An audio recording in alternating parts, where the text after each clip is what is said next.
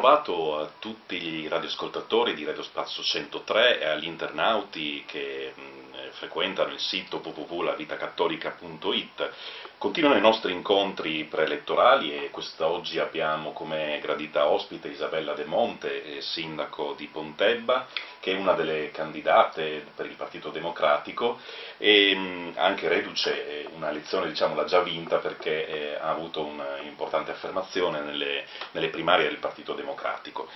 Isabella De Monte ha 41 anni, è avvocato e appunto, come dicevo, è sindaco di Pontebba, di un importante centro della nostra montagna, anche al centro di progetti importanti, no, di sviluppo per il futuro. Ecco, naturalmente all'Avvocato De Monte facciamo le nostre famose 10 domande che poniamo a tutti i nostri candidati. E quindi cominciamo col chiederle, naturalmente il Parlamento si occupa un po' di tutto, però sappiamo che i parlamentari per essere produttivi un po' devono dedicarsi ad alcuni temi particolari. La sua priorità quale sarà? Fermo restando che penso che in generale tutto andrà incentrato sul lavoro, siamo in un periodo di forte crisi, quindi in generale penso che l'impegno del Partito Democratico dovrà essere sul tema del lavoro. Nel mio caso, essendo un sindaco, quindi avendo maturato esperienza nel campo degli enti locali, mi piacerebbe occuparmi della riforma delle autonomie locali, che in qualche modo c'è stata, poi tra l'altro nella nostra regione sappiamo esserci autonomia da questo punto di vista, però ecco, il mio approccio sarà sicuramente da una riforma che parte con sacrifici dall'alto, perché spesso i sacrifici invece sono legati al comune, che è l'ente più vicino ai cittadini, che però deve dare risposte molto di più in questo momento. Quindi io penso che occorre partire proprio dalla figura dello Stato, dalle regioni e così proseguendo. Penso che il fatto di aver vissuto l'ente locale dall'interno, anzi lo sto ovviamente tuttora vivendo, mi dia forse quella privilegio, chiamiamolo così, ecco, quella prospettiva giusta per poter affrontare questo tema. Poi naturalmente venendo da un piccolo, diciamo, comune della montagna, i tagli lineari chiaramente colpiscono ancora molto di più. Sì. Ecco, affrontiamo due temi etici molto importanti. Si parla molto di famiglia e ci sono diverse proposte. Viene messo in discussione quello che è stato l'orientamento della Costituzione, no? Che dice di dare una tutela privilegiata alla famiglia naturale, quindi tra uomo e donna fondata sul matrimonio. D'altra parte emerge il grande problema delle convivenze, sia quelle tra uomo e donna, sia tra persone dello stesso sesso, e ci sarà quindi un importante dibattito. Ecco, lei su questo tema come pensa? Cioè, bisogna continuare sulla linea tracciata dalla Costituzione? Beh, io sono di formazione giuridica e quindi senz'altro per me, io dico sempre la Costituzione ci sembra quasi un libretto ogni tanto da consultare, in realtà è veramente la legge fondamentale del nostro Stato. Io ritengo che sia, se non la migliore sicuramente, una tra le migliori Costituzioni scritte, perché oltretutto è una Costituzione lunga, quindi dettagliata sui diritti, e a mio avviso già quando nacque fu molto moderna. Quindi io sono molto conservatrice nel senso dei principi affermati dalla Costituzione, credo ovviamente nel valore fondante della famiglia, certo che i tempi oggi credo siano anche maturi per fare valutazioni anche di tipo diverso e tutelare giustamente chi ha diciamo anche degli orientamenti diversi rispetto alla famiglia tradizionale.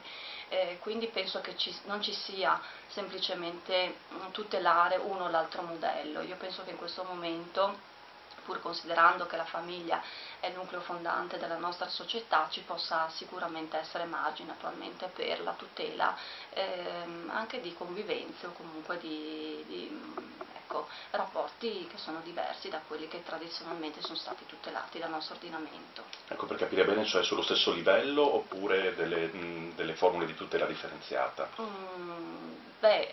Io credo che alla tutela si possa arrivare col tempo, nel momento in cui matura la consapevolezza, cioè il diritto io penso che debba sempre accompagnare, non imporre. Nel momento in cui c'è un'evoluzione della società è giusto che ci sia una regolamentazione. Ecco, il diritto non è un qualche cosa che si impone, non è mai una forzatura, è la regolamentazione di una situazione di fatto un'esigenza che è manifestata dalla società, e quindi è questo che secondo me la tutela deve fare, la tutela del diritto. Un altro tema su cui si è discusso molto negli anni scorsi, si è anche proposta l'esigenza di una legge, è quello del fine vita, delle dichiarazioni cosiddetto testamento biologico, o meglio le dichiarazioni anticipate di trattamento. Ecco, secondo lei su questo tema come dovrà muoversi il prossimo Parlamento?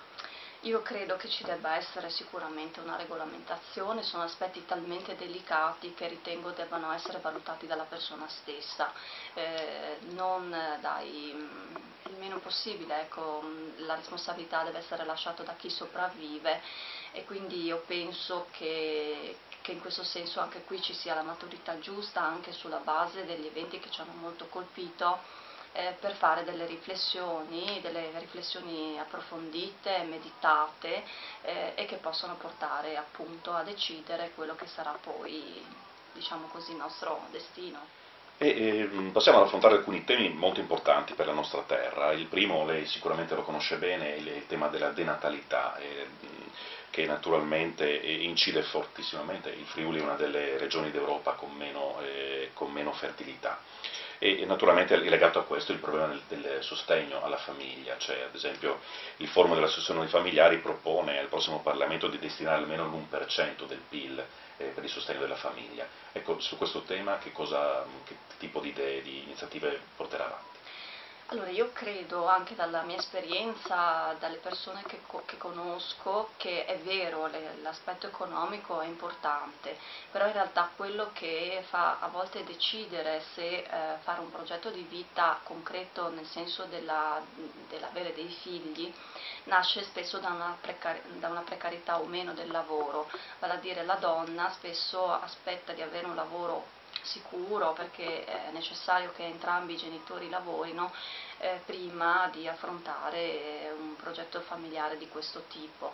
Il Partito Democratico, tra i propri punti fondanti del proprio quinquennio, ecco, del quinquennio che ci aspettiamo di poter governare, mette proprio questo, soprattutto l'attenzione verso la donna, il lavoro femminile, e anche il modo per contemperare il lavoro con la famiglia.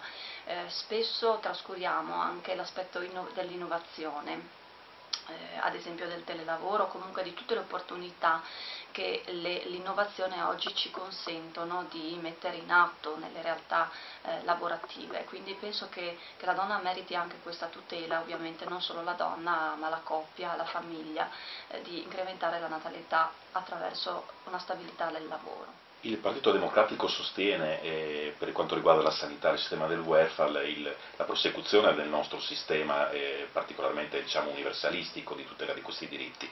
Ci si pone il problema però di come coniugare questo con la crescente scarsità di risorse. Ecco, anche sulla base della sua esperienza di sindaco, quali strade potrebbero essere seguite?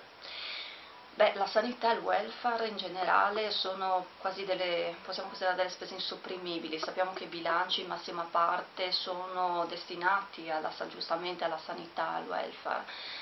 In questi momenti in cui c'è notevole difficoltà economica, soprattutto l'assistenza alle persone che hanno bisogno, io penso che siano fondamentali.